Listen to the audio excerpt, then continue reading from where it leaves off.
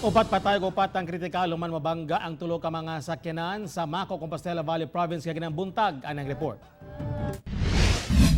Kuha kini sa atong netizen pipila ka minuto human ang aksidente nga nahitabo sa Mati Davao Coastal Highway sa Mako, Combal Province bandang alas 9 kay ginang buntag. Makita ang pipila ka mga biktima nga naghigda daplin sa kalsada. Base sa initial nga report sa Mako Police Station, nagkarambola ang usa ka pickup, SUV ug multicab.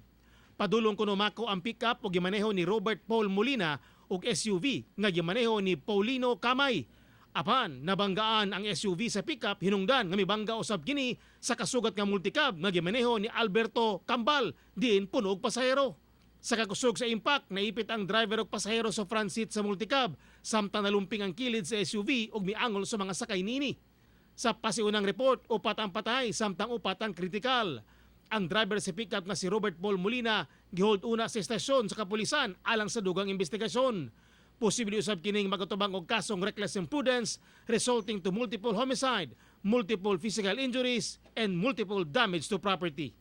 Ako si Teco Campo para sa One Mindanao.